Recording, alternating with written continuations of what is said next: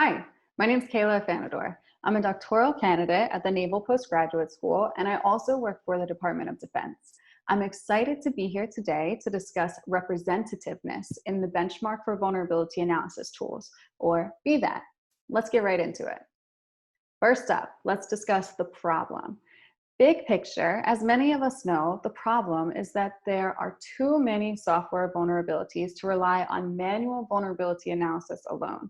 The pervasiveness and variety of software is disproportionate to the number of individuals able to perform manual vulnerability analysis. So we, as a community, have turned to using tools and techniques to complement the vulnerability analysis process. Now, there are a lot of vulnerability analysis tools, or VAT, on the market today.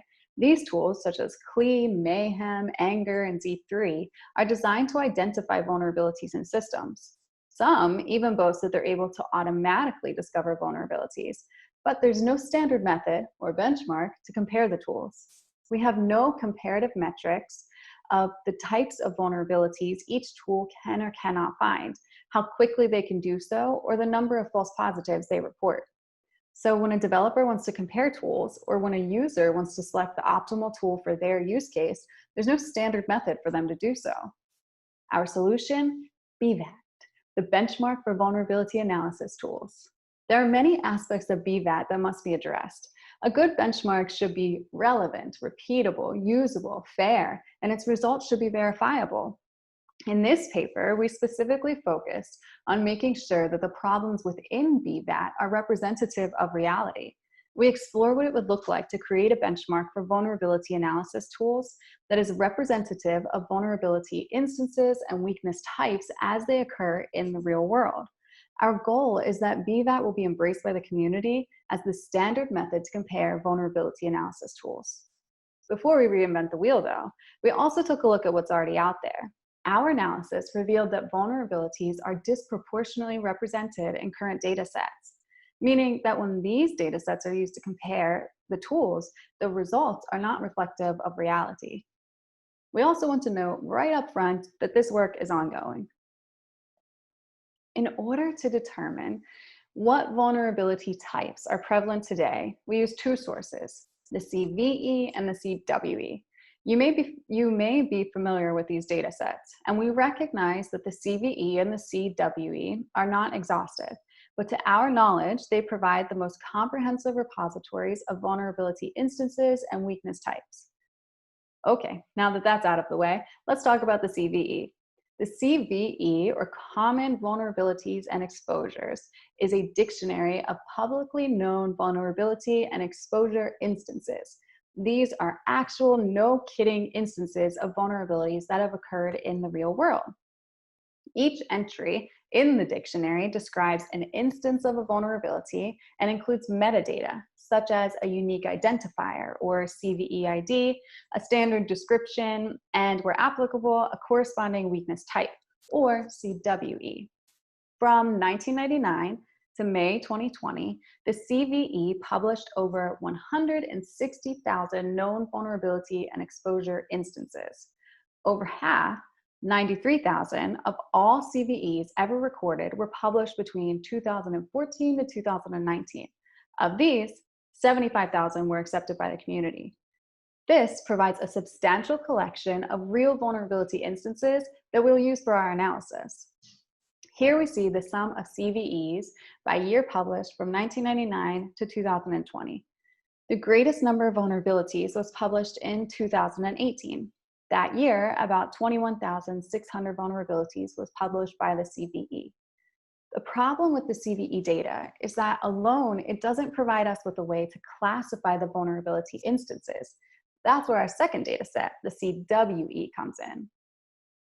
The CWE, or Common Weakness Enumeration, is a community-developed list of weaknesses with security ramifications. Like the CVE, each entry in the CWE contains metadata about each weakness type. For example, each CWE entry contains a corresponding abstraction level, such as a pillar, a class, or a base. We can use these abstraction levels to organize the data into 10 rooted trees, where there is one tree corresponding to each of the 10 CWE pillars.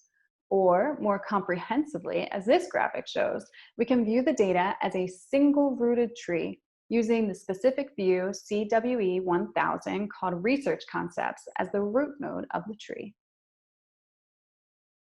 Okay, so let's recap. First, we extracted the data for over 75,000 vulnerability instances, called CVEs.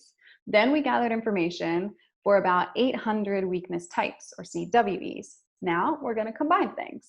We can use the correlation between CVEs and CWEs to represent each of those 10 CWE pillars we talked about before as a percentage of the total known vulnerability instances that occurred in the past 5 years. The green outer circle tells us that each CWE in this graphic is part of CWE View 1000. Each of the circles outlined in blue then represents one of the 10 CWE pillars. The size of each circle is proportionate to the number of vulnerability instances, CVEs, that correspond to a particular weakness type, CWE.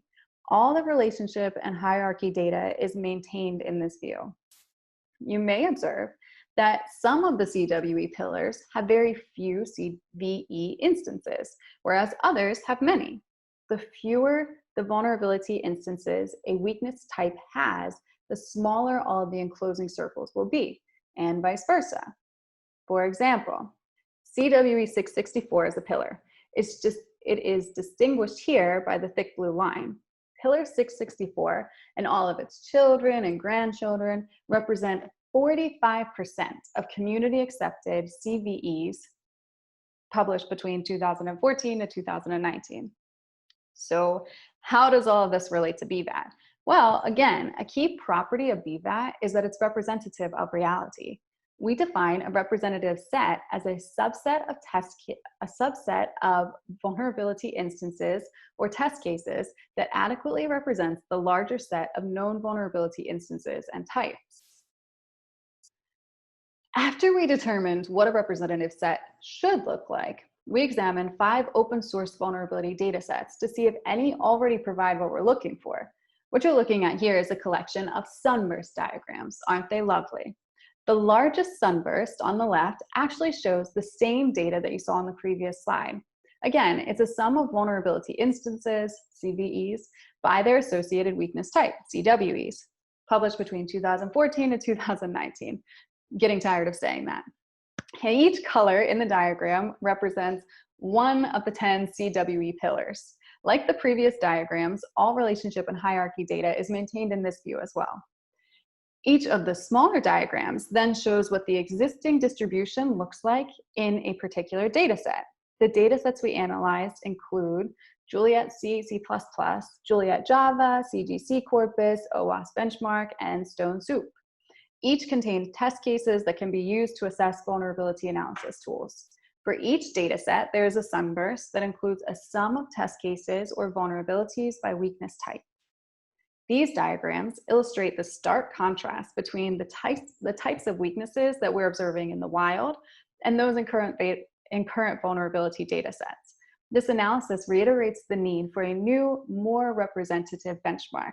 Thus, we leave the 6th spot open for B-VAT. Another key property of B-VAT is usability. To be more usable, we're motivated to reduce the size of B-VAT due to time and resource constraints of our users. We explored a number of options to identify a representative subset for B-VAT. We first explored the option of just taking a simple random sample of the data.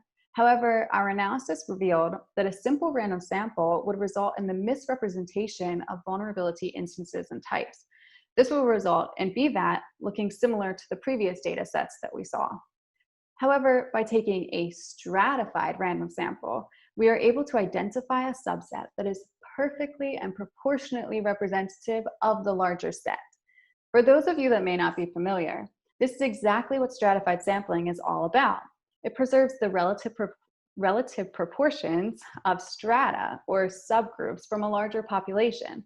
In our case, the strata are the 10 CWE pillars, and the larger population is the sum of CVEs associated with each pillar. It's important for us to use the stratified random sample because we just did all of the hard work to make sure that B-VAT was representative of reality. So we definitely don't want to skew that data. The stratified random sample allows us to reduce the number of test cases in B-VAT from 55,000 to a little over 2,000. This work focused on one property of B-VAT, representativeness. We used known vulnerability instances and their associated weakness types to determine what's going on in the real world. We then reduced the number of test cases needed in B-VAT by taking a stratified random sample of the larger set. While I am excited about the progress that we've made, there is still a lot of work to be done. We must also make sure that B-VAT is repeatable, usable, fair, and that the results are verifiable. If you're interested in specifically what we're working on, the existing datasets I talked about before contain over 150,000 open source test cases. That is significantly more than what we need. This table shows the collective number of available test cases from those sets corresponding to each CWE pillar. We're currently exploring methods to reuse those test cases just in a more representative way. We could simply take a random sample, but we're also looking at developing a more comprehensive strategy to reduce the number of test cases. For example, we may define a few popular use cases for B-VAT and make sure that we identify test cases relevant to each. We may also include additional variables or weighting factors prior to taking the stratified sample, such as a severity ranking for each vulnerability. If you think you may be able to contribute to this research, please don't hesitate to reach out. We welcome collaboration. We want B-VAT to be embraced by the community, so your input is invaluable to us. Thanks for your time.